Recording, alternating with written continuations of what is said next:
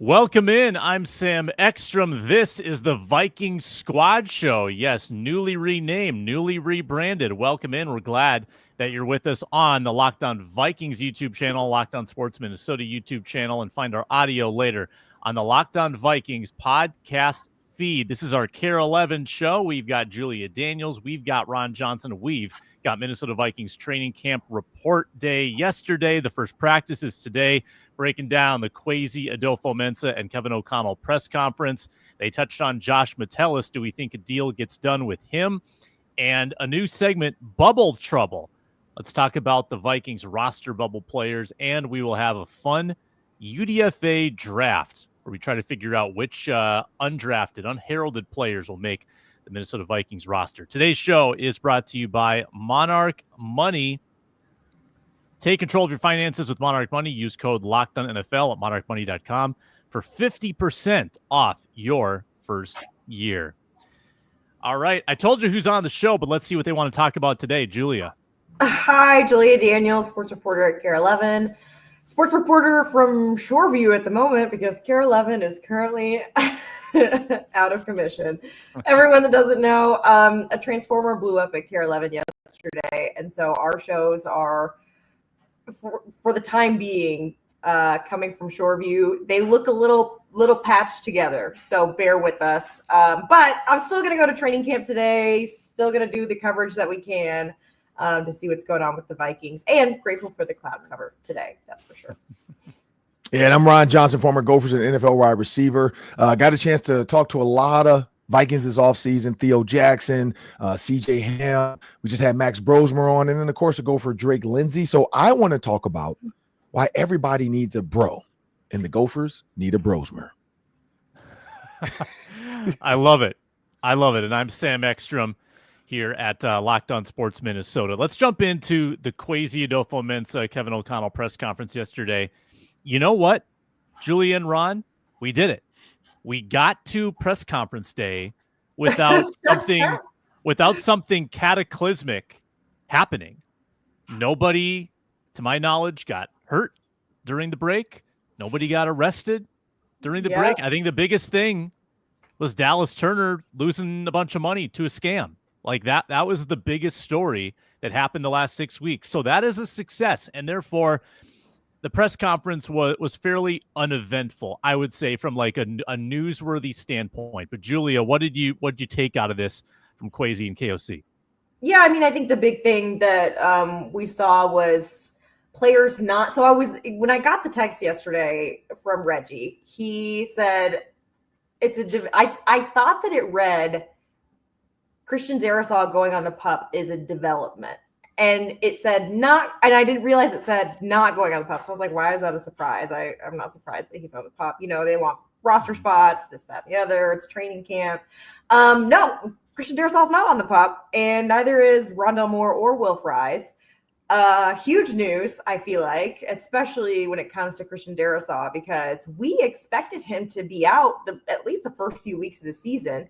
Now, did we get like official word about that? No, but generally with his type of injury, we were expecting them to not necessarily push him so much, which according to Kevin O'Connell, that's not what they're doing at all. It just happens to be that he's put in the work and he's recovering better than expected right now. So exciting stuff. They're not going to be participating 100%, obviously, in training camp, but they're going to be out there at practice, which is super exciting. And I know Will Fry's another guy. He had a broken tibia from training camp with the Falcons last year. Another guy that's supposed to be out there at training camp, participating in practice. So they are expecting these guys. I mean, this is a big deal because they're letting those guys take up roster spots because they are expecting them to be a part of this team as soon as possible. So exciting stuff, along with Rondell Moore too. Just to see them out there. I was very surprised when they said this. And especially Christian Darrisaw, I feel like with his injury type and being such a big guy, I don't know. I mean, I'm not a doctor, so I don't know how that works, but I was surprised at the fact that he will be back so soon. I think it also has to do with, I mean, we talk about this all the time, just the training staff and TCO. I mean, these are the best orthopedic surgeons in the country when it comes to these types of injuries. So clearly we're seeing it all pay off, and excited to see CD, Will Fries, and Rondell Moore. So a few questions answered that we probably didn't expect to be answered for a few weeks. So very exciting to see. Yeah, super encouraging. I was just doing the math on my hands. Like, I think the injury for Darrisaw was around Halloween-ish It was like last October, year. yeah. Yeah, like late October. So November, December, January, February, March, April, May, June, July, 9 months. And he's already doing stuff on the field. And I had a big concern that this offensive line wasn't going to be able to play together at all until like a month into the season because of Fry's injury, because of Darrisaw's injury. And now it seems like they will get a chance to gel before week 1. And I want JJ McCarthy to have the most realistic camp experience possible. I want him to get used to the line that he's going to be playing with. And I think that becomes a little more of a reality. And I think that the KOC and Kwesi talking about McCarthy was also pretty interesting from that press conference. Just the way that they've seen him develop, not only as a player, but as a leader. I feel like that's kind of the biggest, and maybe it's a bit cliche to say that the quarterback is easing into his leadership role. But I think that every report I've read is that JJ McCarthy is kind of a magnetic presence. And I think that KOC has echoed that. And now JJ gets to really step into that now that he's leading a camp as the quarterback of the Minnesota Vikings. And that's all wonderful to hear. I'm glad that they're saying that, as opposed to, he's quiet, he leads by example, which makes me think that he's shy about it. He's not comfortable in it. I like to hear that he's like vocal and that guys are gravitating to him. Ron, what did you take away from the presser yesterday? Just as KLC's team, like I think Kwesi's excited about KLC. Like I think he truly believes in what Kevin's putting together, and they have the pieces this year. You know, the only piece that everybody's question marking is quarterback. And here's where I go with this. I don't know. Have you guys seen the Warren Sharp football analysis where he ranked all the positions and everything? I saw the one where the Vikings were highly, highly ranked. That one? Yep. Yeah. So that was just the front 7. But I went through all of them, Sam, because you know me. I like to go through all of them. And this is, and it's amazing that it comes out right before training camp. So this is a pre-training camp. We don't know who's going to be healthy when the season starts. But I'm gonna do some quick stuff, and this is where I get what Kwesi's saying. So wide receivers, where do you think they have the Vikings in this list? Total depth of the wide receiver room. Yep, and it's going off like 5. I think they're going off like the top 5 options for receiver. Like out of all the teams?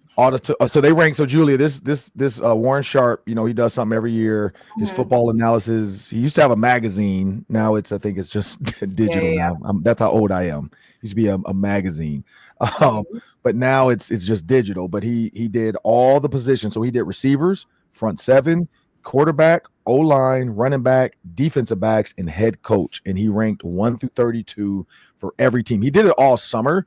The front 7 was the final piece yesterday before training camp, and Packer fans aren't happy because the Vikings are number 1. So I'll bury that lead because everybody else saw that. But if you don't click and subscribe to his deal, you didn't see the rest.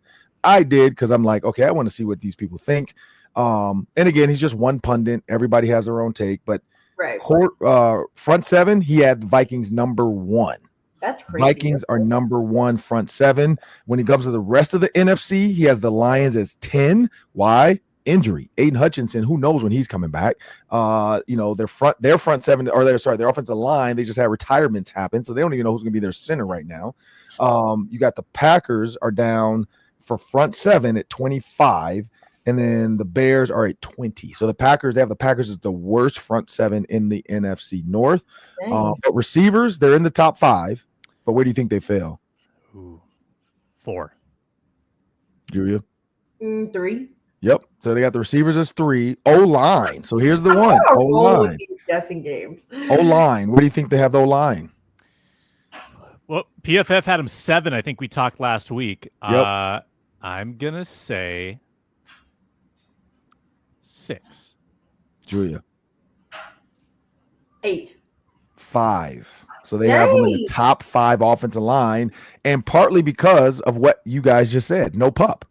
So Christian Darrisaw is a big piece of this offensive line. Will Fry, they highly regard Will Fries and Kelly off their pass. And so they're saying this is one of the toughest offensive lines. They're strong. And then they also have the rookie Donovan Jackson, who was quote unquote one of the best options in the draft for a lot of teams as an interior offensive lineman.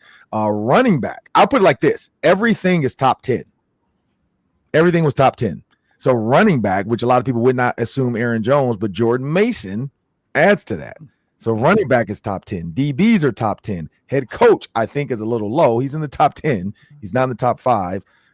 They also gave the Chiefs head coach a 100 score, like a perfect score. It's like, come on, he's not perfect. So hold on. Go back. DBs, you said, are top 10. 10? Yep. Wow. Really? Yes. With Isaiah Rodgers and Theo Jackson? Still top 10. I think they're giving Josh Metellus. Here, let me read it real quick. I think they're giving Josh Metellus a nod. I think they're still loving Harrison Smith. Secondary rankings, they have the Vikings, and it's a composite score of all the players. So their composite score got them to a 65. Who had the top receiver core? The top. Well, let me look at the Bengals? DBs first. I'll tell you what they said about the Vikings' top 8 defensive backs real quick.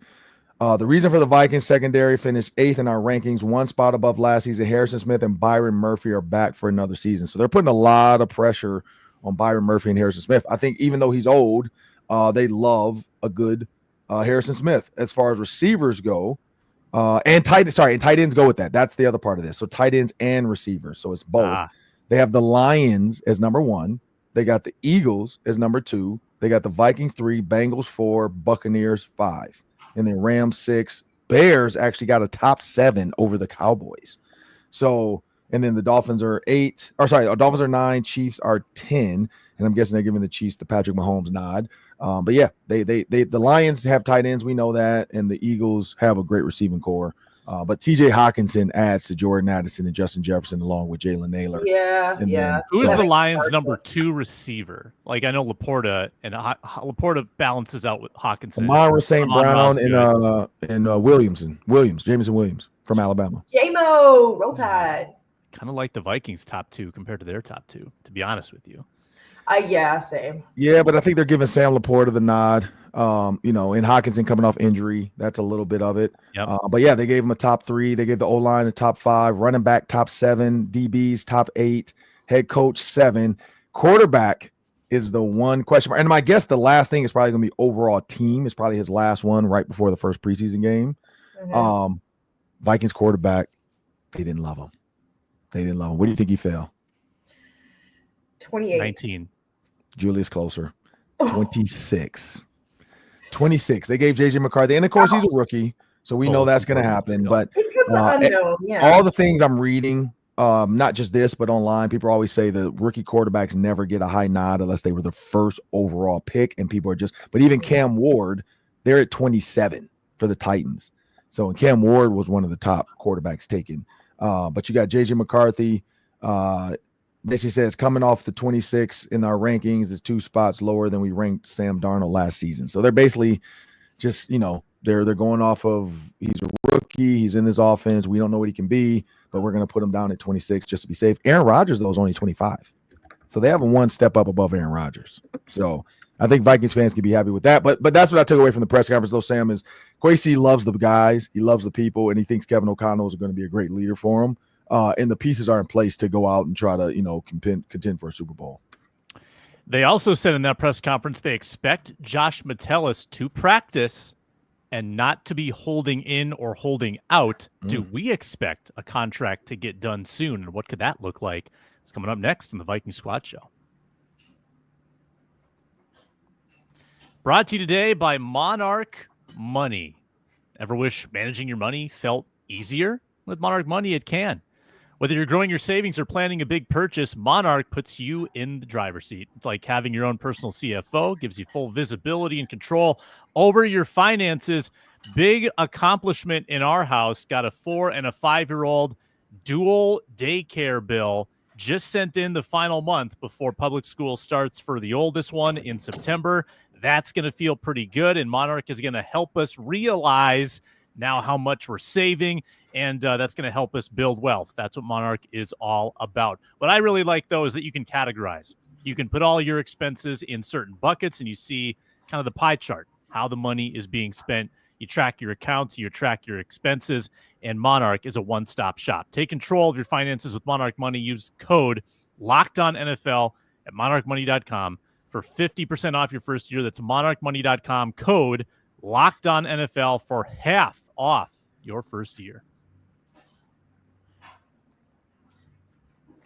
Rolling on, Viking Squad Show. We've got another squad show tomorrow with Arif Hassan, Luke Braun, Luke Inman. All right, Josh Metellus, according to Kwesi and KOC, sounds like he's going to be at practice, and I assume practicing in some regard. Maybe they hold him out of 11-on-11s. We don't know yet for sure. I don't know if Metellus is practicing until Saturday, if it's just rookies to start. We won't have anyone, out there publicly until Saturday, but do we think that this deal is going to get done sooner than later? I think it's an interesting discussion about what he is worth. I'm guessing his representation, Ron, feels like he is worth a lot. I did some research on this. So guess who the first question, another guessing game. Guess what the 10th highest paid safety is paid in the NFL, Ron? The 10th highest paid, like yearly or overall? Per year, I'd say the 10th highest paid safety, because I looked at the top two. I remember this before. 10th highest paid safety per year is probably like $8 million. And the answer is $15 million. Oh, okay. Wow. And guess who it is? Minka? Cam Bynum. Oh. Cam Bynum. So you've got Cam Bynum making $15 million a year. The team prioritized keeping Josh Metellus around. They let Bynum walk. You don't think his representation is saying, hey, our guy was on the field with Cam Bynum. He played 90% of the snaps. He's a full-time player. He means a lot to you. They're absolutely lobbying for him to be a top 10 paid safety in the league, especially with Bynum being the number 10 at $15 million a year. So with that price tag, I think this is a complex talk. Like, I think that's a lot of money for the Vikings to commit. They're probably looking for something long-term.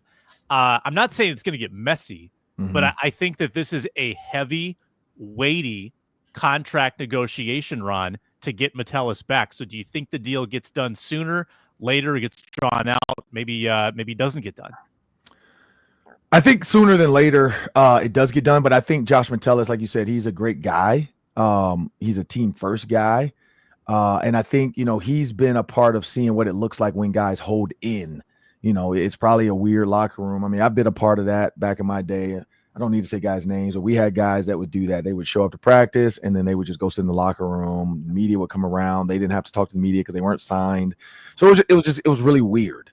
And I look back on that and where those guys are now, and I'm like, man, I bet they wish they had done it a different way, because they did get their money, but then it didn't really work out. Like, either they got hurt or something happened, and it just takes away from the flow of, like, I'm a football player. Let me stay on this field. Let my agent and the team handle this. I don't want this to affect how I feel about people, how people feel about me. TJ Hawkinson, for him, he got paid. It is what it is. But, did that affect any part of what could have been? We'll never know, to be honest. We won't. And so, not to say, injuries happen, but you can always look back and say, it could have been handled a different way, probably. But it is what it is. So I'm always going to say, go get your money. Never going to hate on anybody. But I think Josh Metellus is doing it the right way. I also think as a team, though, Kevin O'Connell can probably make sure to keep Josh away from stuff that'll get him hurt. My guess is full go stuff. He won't be involved in it if he doesn't want to be. But just running around, being out there, learning the scheme, being a part of the shells and the shorts practices and the flip-flop practices. I mean, why not do it? And even if you're out there for the padded practices, they can keep you out of stuff. I just think it's more of the optics of it. And Josh is a great guy, and I don't think he wants that headache. And I think that KOC mentioned yesterday, Josh is a captain. When you're a captain, there's some expectations on you to be out there and lead by example too. Julia, your thoughts on this contract? Are we going to get one here pretty soon? I agree with you in saying that it's a very complex situation. When he got his last contract, didn't the season had already started at that point, right? I mean, he had less leverage at that point in his career, but right. I want to say it was the first few weeks of the season had had already gone by. I don't Trying to think look it up right now. Go ahead. Keep going. I wholeheartedly agree with everything that Ron said. Josh is very much a team guy. He's team first. He's just the type that I feel like he just, and you know, I hate to say it, I'm not trying to diss anybody else that sits out, but to him, I think being there for his team is very high on his priority list, along with getting paid. It's not like, oh, I can just go somewhere else and get paid. He wants to be here. Like, he, you know, loves his team, loves his organization, appreciates his role as a captain in the organization. And I think he takes his job very seriously as well. Like, and the new, I feel like it's a newer leadership role for him too, the past 2 years that he's kind of stepped into. But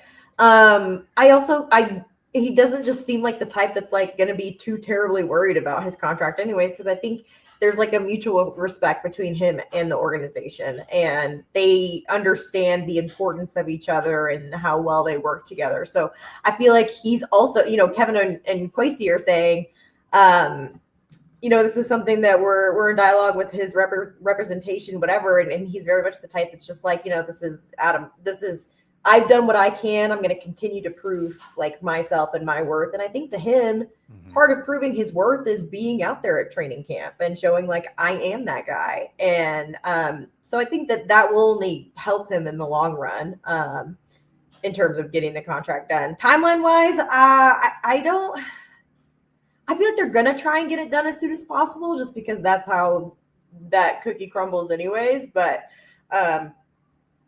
it just depends on like agreements that they can come to. His last contract was September 7th, 2023. Okay, I thought it was early in so like season. week one, basically. Yeah, that's what I thought. It was early in the season. So yeah. I wouldn't be surprised if it was a similar situation. Mm-hmm. Ron, let me ask you this. In this negotiation, do you think that the argument from Metellus' agent is that he is more valuable than the average safety because of everything he does, the pass rushing, the run support, the roving around? Do you think that actually gives him more value? Shoot. So remember, this comes down to the argument of Debo. Remember Debo Samuel's argument when he wanted more money? You know, he tried to say, I'm a receiver, but I'm also a running back. And then it came down to dollars, and they were like, well, should you be paid? Like, remember, that was the whole argument with him. Should you be paid like a running back? Should you play like a receiver? Who else had that? Travis Kelce. Remember, I'm not a tight end. I'm a receiver. Pay me like the receivers. I want receiver money. I do receiver routes. I catch balls like receivers. So there's always that dollar amount. So for him, what he would have to look at is a linebacker contract, like he's not a rush in, he's not a what's his name, a Van Ginkel or a Grenard. Is a Blake Cashman contract better for him, or is a Harrison Smith, Minka Fitzpatrick like he has to look at the safety top 5, top 10, then maybe look at the linebacker top 5, top 10, and then maybe he's somewhere in there. But for him, I think it does add value, but it only adds value to a team that knows how to use them. Like if I'm the 49ers and I'm just running a basic 4-3 defense, do I need another safety in the box? I probably don't, because I have 3 true linebackers. The Vikings running a 4-3, their 2 outside linebackers technically make it a 5-2, to be honest. They're running like a bare front. They're putting 5 down linemen, and then they're putting 2 linebackers back. So Josh Metellus becomes, quote unquote, the 3rd linebacker to make it look like a 4-3 walked out front. That's all it is. You're bringing the 3rd guy down to give you the Mike, Sam, and Will feeling. So Blake Cashman, as he always said, he said on the show, Blake Cashman's the Mike. I think he said Kobe could come in and play the Will, like he's good enough. And then you'd have Ivan Pace, or you're going to have Josh Metellus as the Sam. And so that's where you get, and for people that wonder why they call it that, it's really simple, people. The Sam starts with an S, it's strong. The Will starts with a W, it's weak. The Mike is middle. Mo is I'm middle and I'm outside, which meaning I'm going to be the bouncer guy. I'm the guy that's always going to take on the blocks. I'm the guy that's going to rush. So it's really simple. Football's not hard if you know the letters. That's all it is. So the strong side, or Sam linebacker, the weak side, like Josh Metellus could say that. Like, what does Blake Cashman make? What is Ray Lewis. Like you could just I think his agent is probably doing all that math now. And then honestly, and they might even get very, very PFF-ish. They're going to say, look, he spent 50% of his snaps was at linebacker. So I want 50% of linebacker money. And then, 30% was at safety. So I want 30% safety money. And then, another 20% was at DN because he did rush. So I want DN money here. I mean, that's the one thing about lawyers and agents. You can get really creative because the NFL is all about hey, look, we're working with you as we go too. So I think that's going to be the next step. Can they come up with a contract that all the dollars make sense? And then they say, hey, boom. What's Cam Bynum getting? 15? 15 a year. See, I don't think they can pay him because clearly they didn't want to pay Bynum that. So my guess is they're going to come back with a $12 million deal, $10 million deal somewhere in there, and maybe a high guarantee though, because they know he's a fairly healthy guy. He rarely is, out, and he plays every snap just about on defense. So I could see them coming up with a high guarantee and maybe a lower yearly because Rob Brzezinski knows I got to get the most out of this team while we have JJ McCarthy on a rookie deal. If you look at him as a linebacker, an inside linebacker, 10th highest paid linebacker is Dre Greenlaw, makes $10.5 million per year. So a little less than safety. Maybe you split the difference. Maybe you go between 15 and 10.5. You get 12, pay him 4 years, 48, and call it a day. And you lock him up long term. Harrison Smith probably gone, I would think, after this year. Then you have Metellus, you've got Theo Jackson, and then you add one more piece and you're set. I will say I know Rob Brzezinski watches because he told me I saw him walking and I randomly drove up on him, and he was like, "Man, are you doing your podcast today?" So hey Rob, Sam just told you the dollar amount. Let's get it done. What's up, Rob? Good to see you. Good job on the contracts. When we come back, bubble trouble. Who's in trouble or who could find their way off the bubble onto the roster? 91 Vikings reporting to camp. We'll talk about the bubble guys next. Today, we are brought to you by Rougiette. If you're a guy, might have heard of Viagra or Cialis at some point along the way. Well, now it's time to meet Rougiette Ready. It's a next-gen prescription treatment designed to amplify arousal in the brain and boost blood flow. And unlike the usual pills that take hours, Rougiette is ready in 15 minutes with their 3-in-1 formula that dissolves under your tongue, kicks in fast. Effects can last up to 36 hours, so you can stay confident and in control when the moment approaches. If traditional options haven't worked, Rougiette might be the answer. 150,000 men have given it a try. You can read real customer reviews on their site. Helps people feel more confident when you see those testimonials. So head to Rougiette.com/LockedOnNFL. Use code LockedOnNFL to get 15% off today. RUGIET.com/LockedOnNFL. Promo code LockedOnNFL for 15% off. Individual results may vary with prescription treatment. Compounded drugs are permitted to be prescribed under federal law, but are not FDA approved and do not undergo FDA safety, effectiveness, or manufacturing review. Please visit the Rougiette website for full safety information.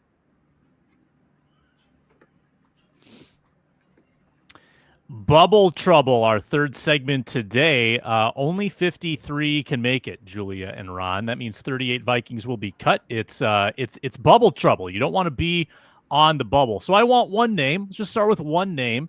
We'll start with Julia. Give me the name of somebody on the roster bubble that intrigues you that you will be watching. Would we consider Ty Chandler a bubble? Yes, I would. Yeah. Bringing in Jordan Mason, it just really makes me wonder what Ty Chandler's role is supposed to be this year. Obviously, we didn't see a ton of him last season. There were some time, when Alexander Madison was RB1 the year before, and then they bring in Ty, and we'd be like, oh, there's Ty Chandler. But I'm interested to see what reps he's taking at training camp. He's definitely somebody that we'll keep an eye on, seeing, who he's taking reps with, kind of the order of everything. But definitely interested now that they've got Aaron Jones and Jordan Mason in there to see how things pan out for him in the next few weeks. Yeah, I mean, when you look at the bubble, you're looking at who's going to knock you off the bubble.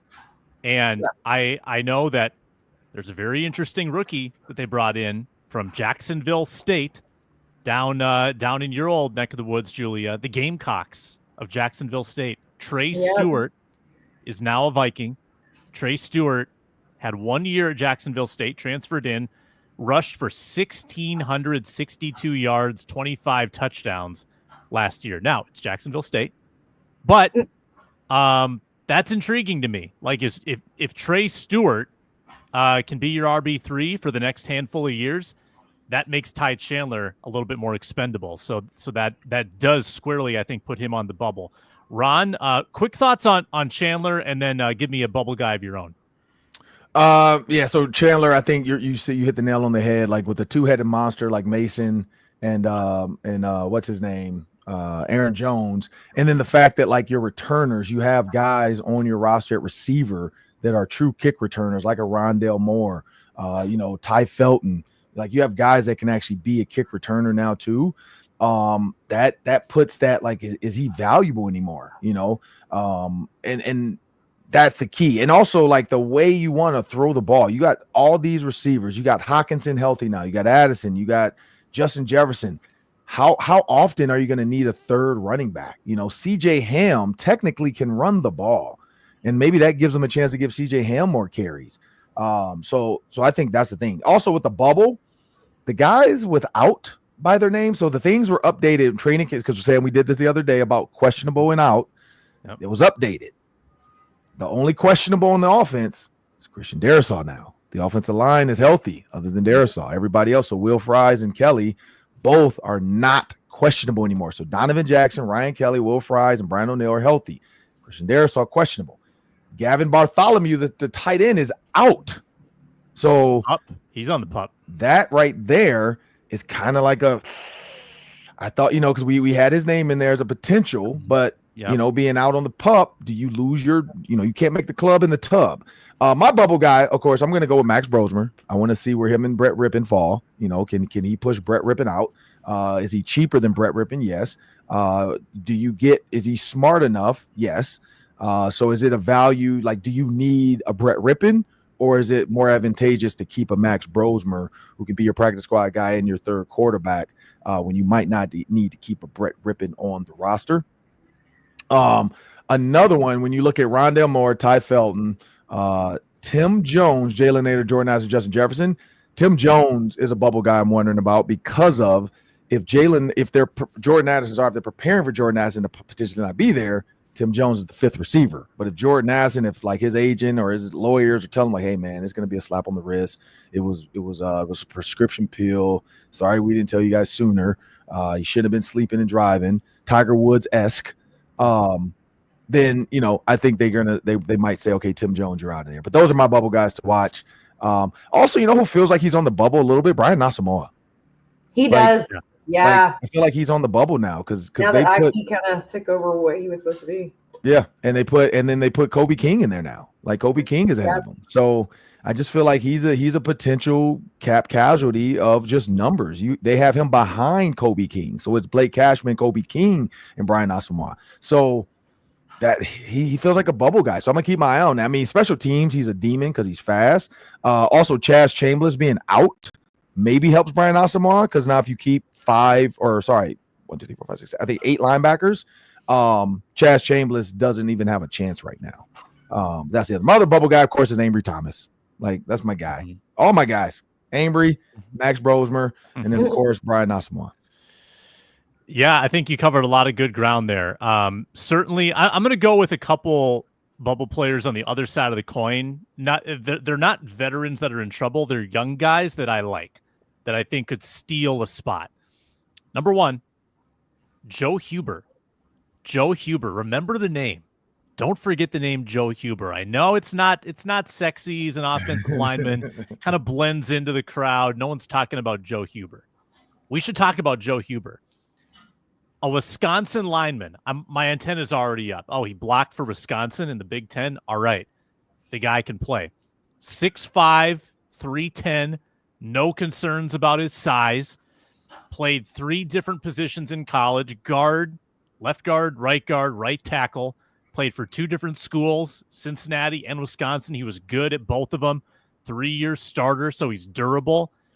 Look out for Joe Huber. I'm telling you, he's coming like a freight train to steal. And maybe the bubble guy here is Michael Juergens. Michael Juergens was a draft pick last year. Maybe he's the one who gets knocked off the bubble by someone like Joe Huber. I've also told this to Ron on the Ron Johnson show, and I'm sticking to it. Zemiah Vaughn. Now, he could steal your guy, Ron, Ambry Thomas's spot if he's really good. Zemiah Vaughn is big, 6'2.5". He can fly, 4'4". Those are some serious physical characteristics at cornerback. He was excellent as a cover corner at Utah. So he's big. He can fly. If he can be physical enough, if he can tackle the way that he needs to tackle at the NFL level, look out. Yeah. Zemiah Vaughn, I think, could be one of those sneaky, like 53rd guys on the roster. At minimum, practice squad. You're not going to give up on somebody who's that size and that fast. Huge fan. I think he is going to threaten some of those bubble players that we talked about.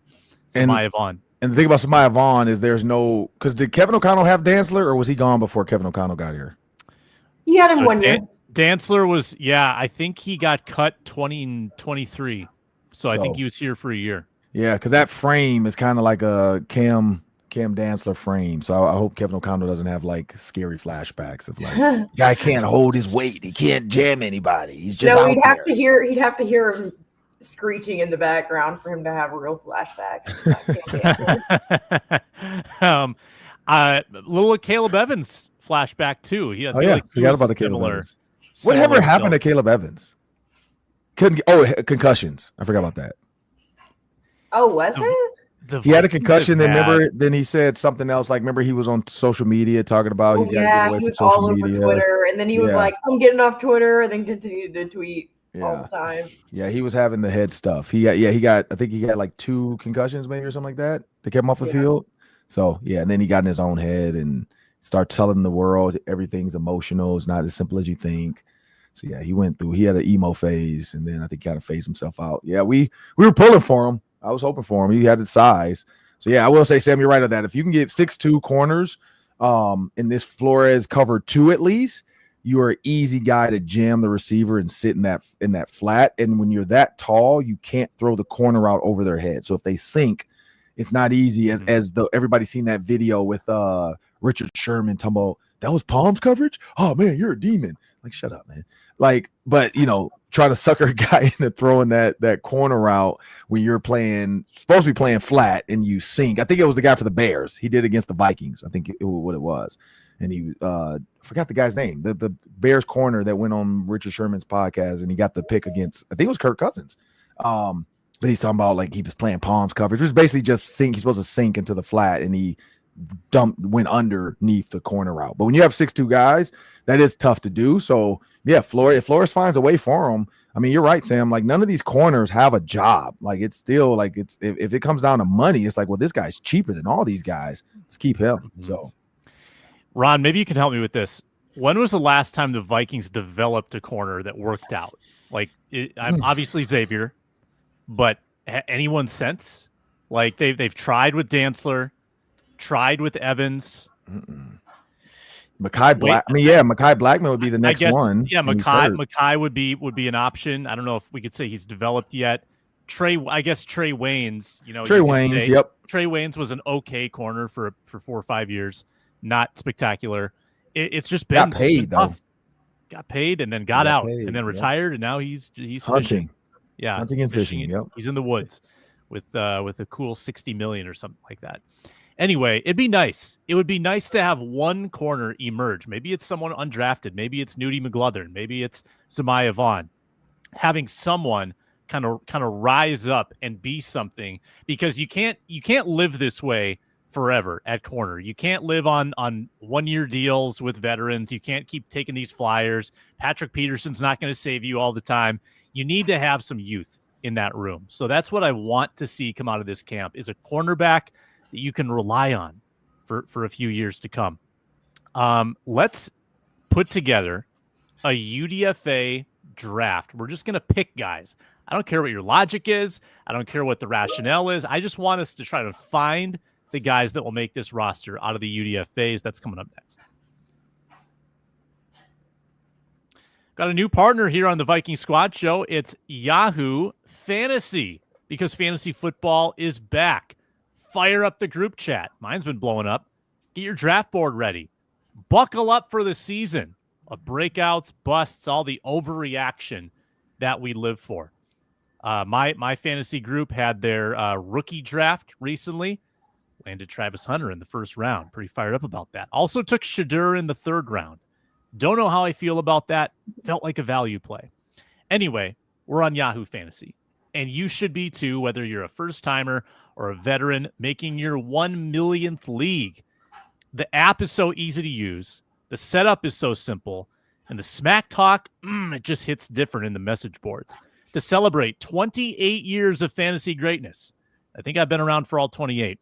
Yahoo Fantasy is dropping 28 big new features over 28 days, giving you more ways to play, more ways to draft, and more ways to win. It all begins August 4th. Stay tuned and get started by creating or joining a Yahoo Fantasy Football League at yahoofantasy.com/LockedOnNFL. yahoofantasy.com/LockedOnNFL. Let's make this fantasy season the best one yet. In the show prep email, Julia and Ron, I have listed a bunch of names that nobody knows. These are undrafted players from this year, as well as undrafted players from last year that are on the Vikings roster. Let's do a little snake draft. Let's pick 3 UDFAs and see if we can nail who sneaks their way onto this roster. I may as well just give Max Brosmer to Ron because I know that's his guy, but we'll go through it anyway. Julia, why don't you take a stab? I don't need big rationale or explanations. You can just go off vibes purely. And we're doing 3, right? We're doing 3 guys? Yeah. Okay. In the end, we'll have 3 UDFAs, or second-year UDFAs. So, Julia, go ahead. Oh God, I'm like, who?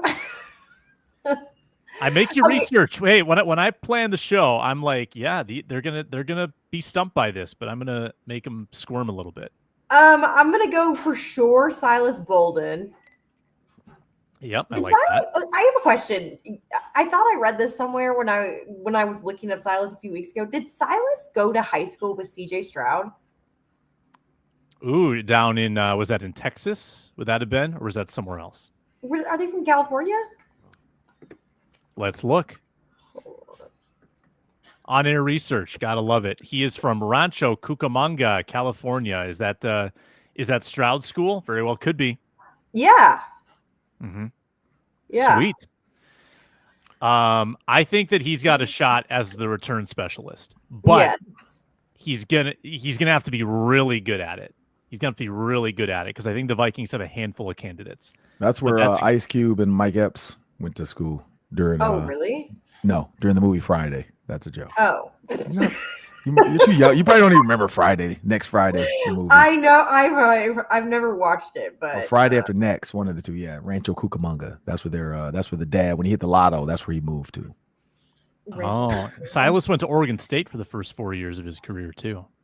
All right, Ron, who's your first pick? Max Brosmer, Leroy Jenkins. Give me Max Brosmer. The least surprising pick of all time.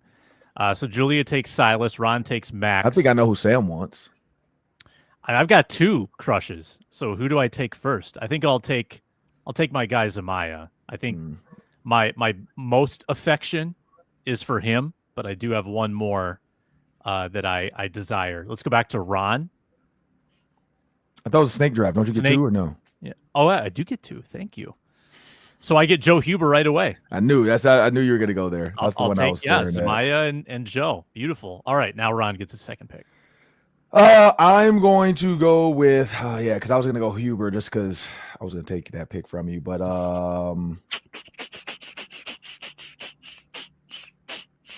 it's tough. This is a tough one. Let's go with Jashaun Jones. Second-year guy, wide receiver, could emerge. I like You it. never know. You never know. Julia gets 2 now. Oh, 2. Okay. You get 2, yeah. I'm gonna go. I don't know anything about these guys. Dorian Mousy, is that how you say his name? Mossy, Dorian Mossy, Auburn Let's guy. go with it. Ooh. Auburn guy. Oh, man. You can go talk to him today at practice, and you can ask him. How about that? And you And can ask say, him "I about picked it? you. I picked you in the UDFA draft on the Viking Squad Show. Check it out." Don't disappoint me like your college choice did. That's what I'll say. There's a handful of Auburn guys here, Julia. That's going to really bother you. I think Dorian. I want to say Austin. I'm gonna start Keys. itching when I talk to him and be like, why am I so itchy? I'm having a visceral reaction to this. An Auburn allergy. I think Robert Lewis is also an Auburn guy. So look out. Be careful. Robert Lewis. Yeah. You get one more pick. I gotta get one more pick. Mm-hmm. I'm like trying to figure out any names that I'm recognizing here, and nothing. I'm gonna go. Did someone already say Deshaun Jones? Yep. Yeah, stolen by Ron. Okay. Okay. Well then, I don't know. Bryson Nesbitt, isn't he a tight end? He is a tight end, Bryson Nesbitt, and that's not bad because Bartholomew is hurt right now. Yeah. Nesbitt, I think he's a North Carolina guy, might have caught passes from Drake May a couple of years ago. Contested catch guy, big frame. I like it. All right, Ron, you get your third pick.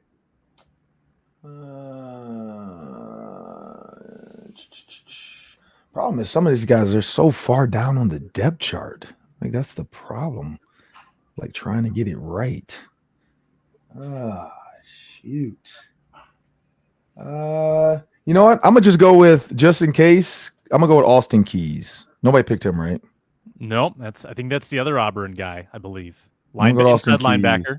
Just in case, yeah. If Brian Asamoah becomes a cap casualty, maybe Austin Keys gets to stick around. You know, most likely practice squad though. But yeah. Hey. All right, my number 3.